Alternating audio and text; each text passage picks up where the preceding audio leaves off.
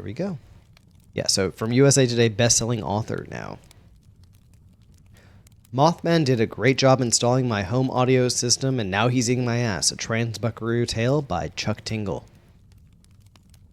It's always so bizarre to me when someone says they don't like music.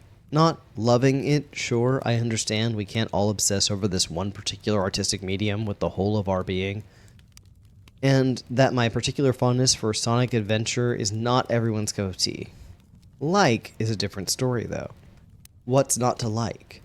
Music triggers something deep and primal within us, but in a way that's strangely communal.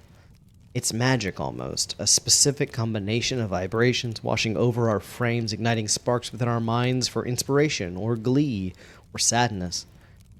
These vibrations can bring tears to our eyes, they can compel us to stomp our feet and sway our hips. Autism. Yeah. The nails are this. Anyway, it's something that seems so innate within us, a natural part of the human experience, and when someone lets me know they don't feel that connection, it's difficult for me to understand. For me, music is like eating, sleeping, or breathing. I can't help but be affected by it. This is why I'm so distraught when I plug in my phone and pull up the new Martha Mubin track, only to have the sound come buzzing out from my home audio system in a strange, caustic hum. I'm securely connected to the auxiliary port, something I've done 1,000 times before without any problems. As far as I know, this house should now be flooded with the sweet sound of thumping drums and groovy guitars. What the fuck? I blurted aloud, confused by this auditory hiccup. I stopped the song and began troubleshooting. First, I disconnect the cable, then replug it into my phone. I press play once more, greeted by the same rhythmic static. I can just barely make out the beat through this terrible distortion, but it honestly feels like this attempt is even worse than the last. Even now, the sound appears to be getting quieter and quieter. I stroll over to one of the small speakers embedded in the wall of my home, gazing at the subtle, gridded face of this device like its appearance might reveal some key to its sonic deconstruction. It does not. Eventually, the whole house plunges into silence. I let out a long sigh, finally giving up and accepting the fact that a musical accompaniment is just not in the cards for me this morning. It's disappointing to say that. It's disappointing to say the least, but I've certainly made breakfast without the help of my favorite tunes before. Once I've quelled my hunger, I'll figure out a solution, but right now, the music will have to wait. I stroll back over to the kitchen, opening my fridge and pulling out 2 eggs, a package of veggie sausage links, and some green peppers. A quick scramble feels like just the thing to get my head on straight and pull my mood out of this gutter. I start chopping up the peppers into small pieces, slowly making my way across each large green morsel with my sharpened blade. With every movement of my knife, there's a nice, pleasant crunch. I'd normally describe this sound as satisfying. Right now, however, I can't. I finish the first pepper and let out a long sigh, then move on to the next one. Usually this part of my morning has a groove. It's much more than just a culinary ritual. There's a kinetic component that's missing, and regardless of how hungry I am, it won't feel right until I can shake my hips a bit. Music first, then breakfast. I pull out my phone and do a quick search for home audio repair, selecting top-rated businesses in my area. It's a company called Indrid Audio. Well done, Dr. Tingle. Well done. Okay. Everyone else can leave. I love it. That's so good. Okay. Anyway. My phone rings once before someone picks up. I know they've answered because there's a faint click and the gentle fuzz of dead air, but for a brief, awkward moment, they don't offer a greeting. I finally open my mouth to speak, but before I can get the words out, a strange mechanical voice comes tumbling down the line.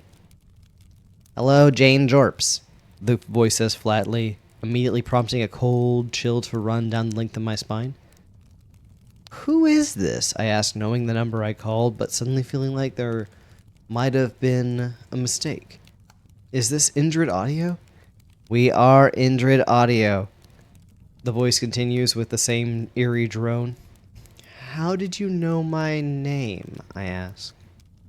We have timeline ID, the voice replies. I furrow my brow. What's timeline ID? The voice is silent for a moment, subtle tension filling the air. It lets us glance several pages ahead. We can look through other tinglers too. I have no idea what that means, I admit. Are you saying you can tell the future?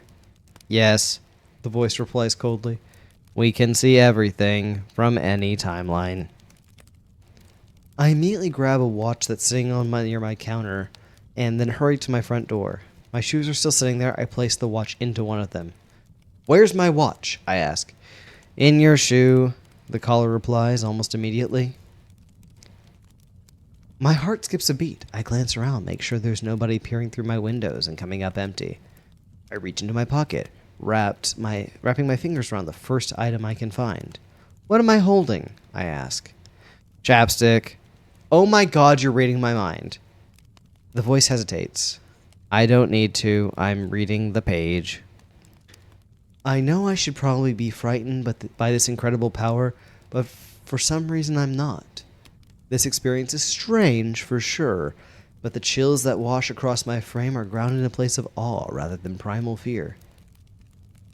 What do you look like? I ask. Handsome, the voice replies. Finally, I cut to the chase. I want to meet you, I say. You already have, Jane. A few sentences from now, by the end of this story, we're married. I can't help but laugh. It's got to be some kind of bizarre joke. The magic tricks are impressive, but the whole act is just too strange to fully buy. Can I ask you something? Why'd you ask me to fix your stereo then when it's already done? What happened to my home audio system? The second I ask, there's a single loud pound on the door. I jump up in alarm and nearly dropping my phone as my eyes shoot over to the source of the noise. Is that you? I question, but I'm met with utter silence as the line goes dead. I slowly put my phone away, then creep towards the door, taking my time as my heart slams in my chest.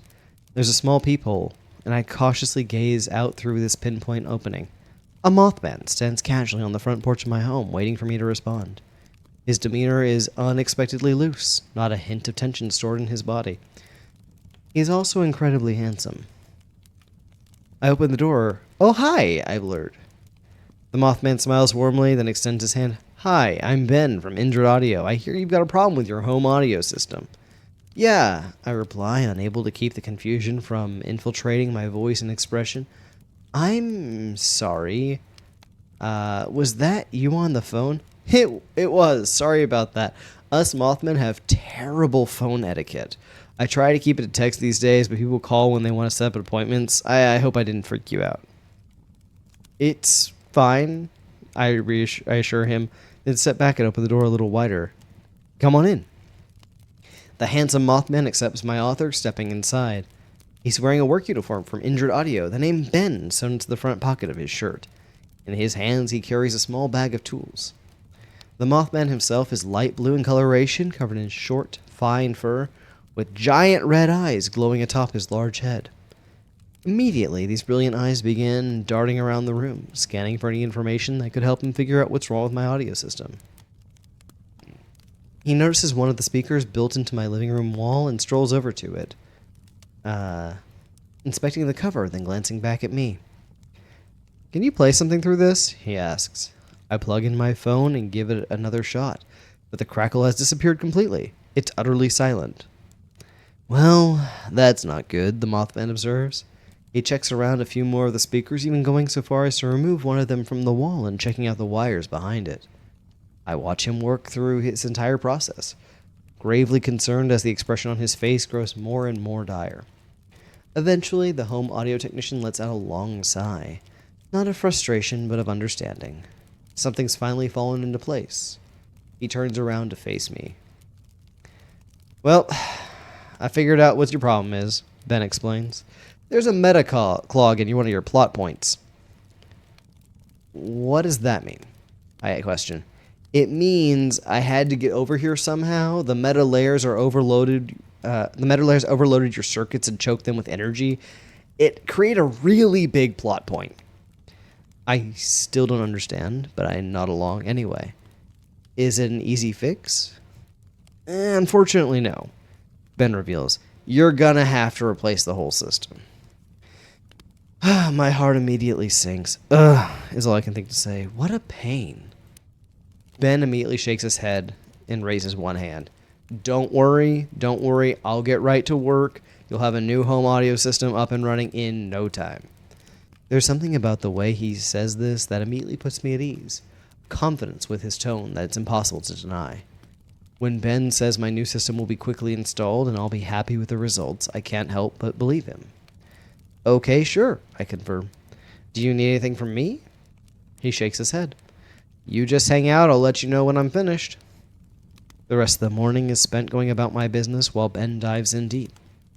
I fix myself a quick breakfast and shower, despite the fact that I have no music to accompany this journey. I feel comfortable within the Mothman's presence. The sound of his hard work isn't quite as exciting as one of my favorite tunes, not by a long shot, but it still fills the air with quiet presence, a connection I can't quite wrap my mind around. I end up sitting on the couch while Ben continues his work. I'm reading a book, but I can't help glancing up over the top of my paperback to catch a glimpse of this handsome cryptid strolling by. Ben, on the other hand, is deeply focused. His mind is fully consumed with the task at hand. He moves from room to room, charting the wires for every speaker, but most of his work is here in the living room.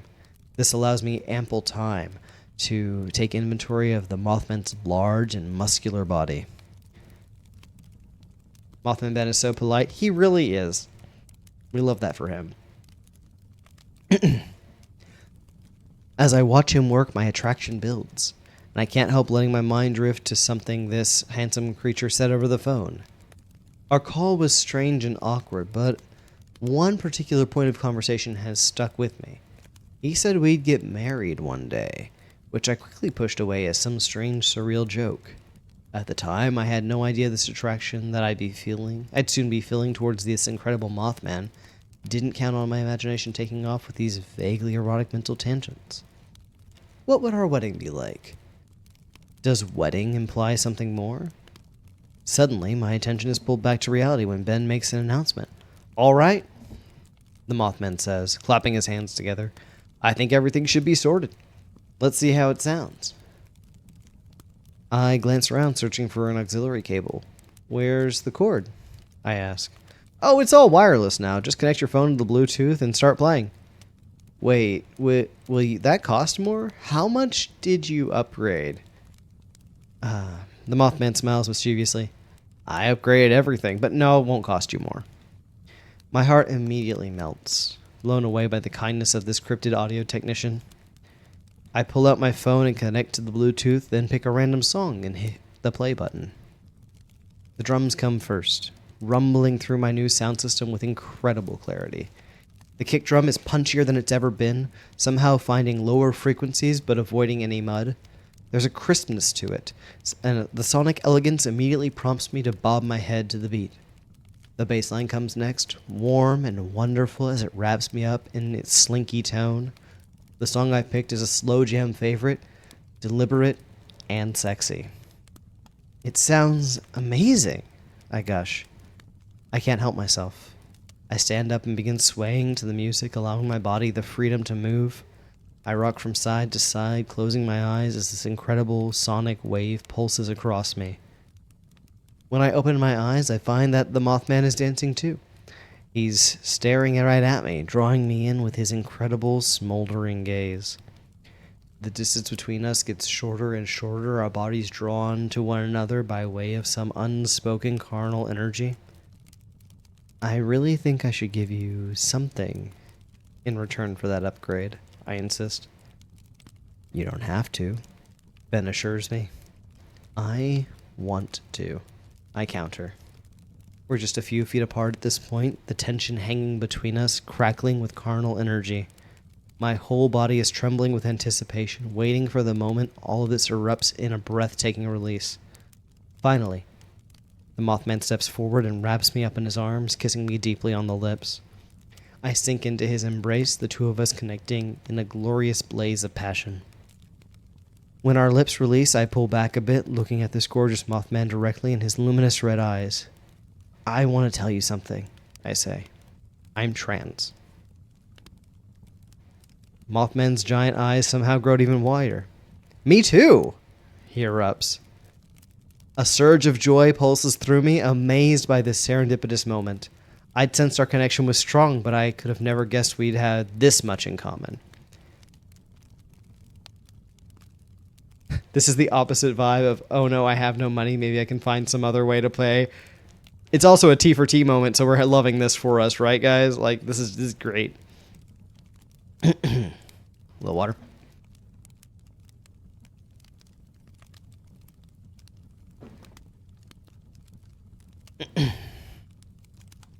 I reach up and give the Mothman a confident high five, the loud smack of our palms ringing over the music. I don't want you to mention my pussy at all. It's pretty dysphoric, he informs me. My strap-on is my cock, dick, or rod. And this is the last time you'll hear me say pussy or strap-on. Understood? I reply. On the other side of things, I'm not dysphoric at all. I want you to call my cock my cock. I love my girl dick. Shout it from the rooftops. With pleasure, the Mothman replies. Soon enough, we're locked in yet another passionate kiss, our hands exploring one another's bodies. We strip each other down, frantically pulling away our clothing and exposing our forms. The light that streams through the nearby window looks beautiful against Ben's light blue skin, a gorgeous display. Side note, I love the quick, informed moment where you are like, hey, I like these things, I don't like these things, real quick, okay, let's go. Conversation and communication, very important. Thank you, Dr. Tingle. Thank you, Dr. Tingle. Everyone say thank you, Dr. Tingle. Once Ben is completely naked, he takes a moment to prepare his dick. All the while, I continue touching and caressing his impressive muscular frame, making my way down across his shoulders and chest. I let my fingers glide gently over his skin, allowing anticipation to build as my attention drifts lower across his perfect Mothman body. When I reach Ben's waistline, I hesitate for a moment, teasing him with the prospect of something more. I walk my fingers back and forth across his stomach, his giant cock jutting out towards me in all of its glory. I can feel him softly pushing his hips against me, a nearly imperceptible display of his yearning. When I finally reach down and wrap my fingers around his rod, he lets out a satisfied sigh, closing his eyes and leaning his head back. I begin to pump my fingers across his length with slow, confident movements, watching the way Ben's body reacts to my touch and adjusting accordingly. It's not long before the two of us fall into a steady pulse together, but before we can get any faster, I'm overwhelmed by my desire for something more. I drop to my knees, gazing up at the handsome Mothman with cock-hungry eyes. I lick his shaft slowly, dragging my tongue from base to tip, and then kissing him playfully on the swollen head. Next, I open wide and take the cryptid's giant dick between my lips, pumping my face across his rod. Thank you, monster fuckers, as well. Monster fuckers, yes, thank you. Love that. I quickly fall into the previous rhythm of my hand, picking up right where I left off. I could tell Ben's enjoying himself, reading the signs of his body as he pumps it back against me, but also taking note of his whimpering groans as they fill the air. Faster and faster the two of us move, escalating our speed until there's nowhere left to go. At this point, I pull back with a frantic gasp, reframing my approach as I wipe the strand of semi-translucent saliva from my lips. I square up once more, then take his cock down my throat with a singular gulp. Instead of bobbing my head across Ben's length, I just slide deeper and deeper, somehow relaxing my gag reflex as I consume him entirely.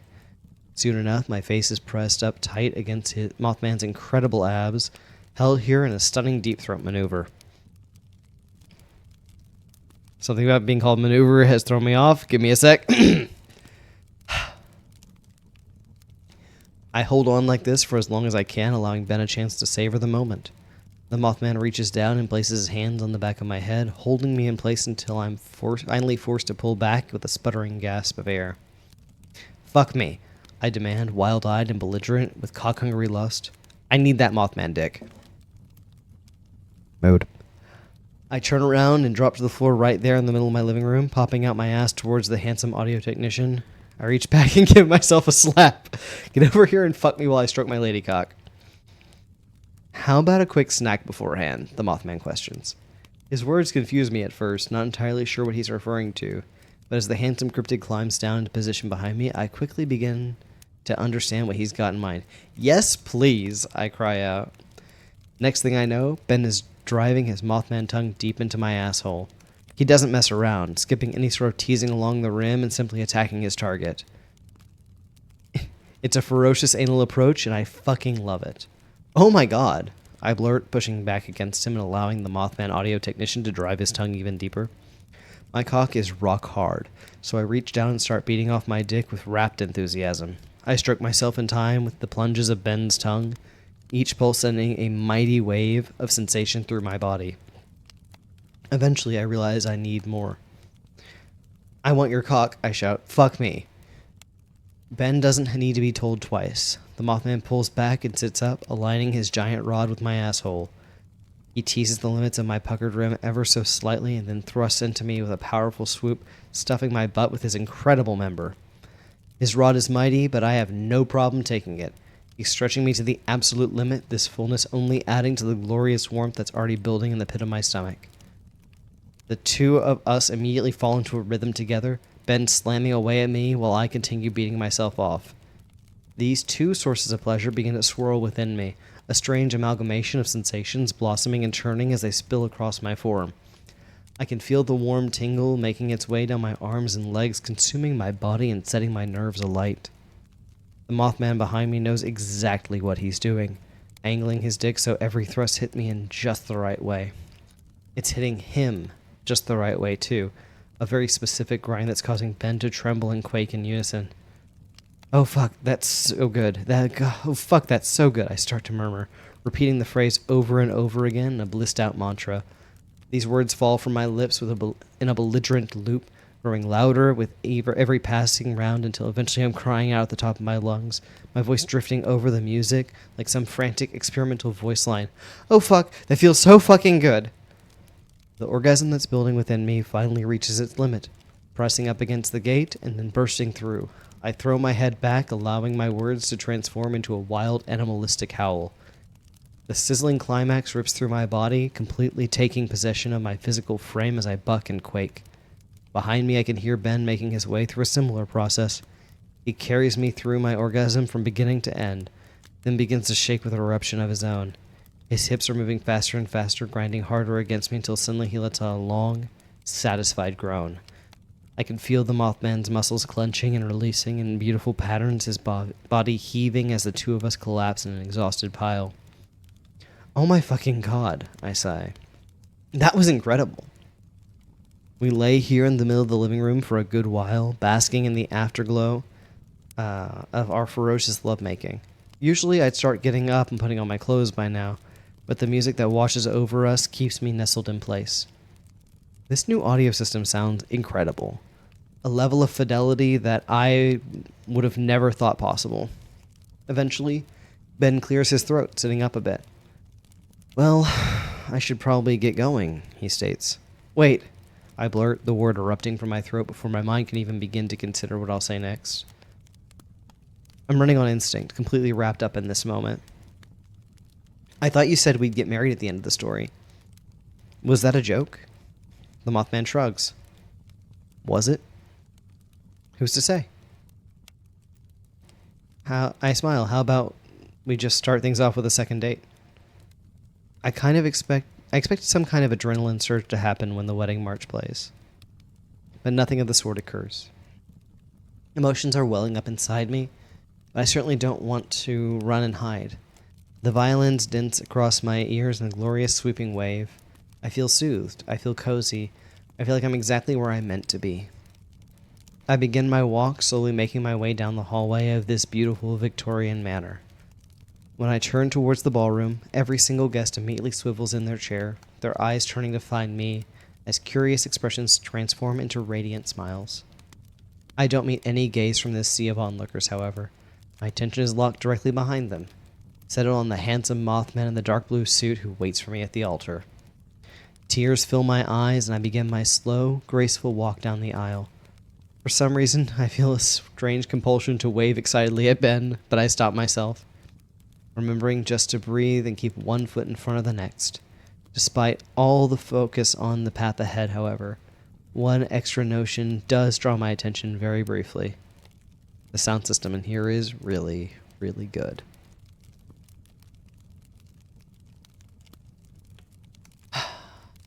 So, every Chuck Tingle novel comes with a free book at the end. This is a fun fact for everyone here. This is how... This is just a bonus thing that happens sometimes. And I wanted you all to know, but that is the end of Mothman did a great job installing my home audio system. And what's the full title again? Hold on. Give me a sec. Mothman did a great job installing my home audio system, and now he's eating my ass a trans-buckaroo tail. The total name. Okay. So what do we think? How are we feeling? We managed to get through that one a little bit faster than the last. Like I said, I purchased a lot of Chuck Tingle books so that we could get through them. So, where are we at? Big bongos in chat. We got Alan Wake, we got kitties. Oh, are we having a good time, guys? Are we enjoying these tinglers?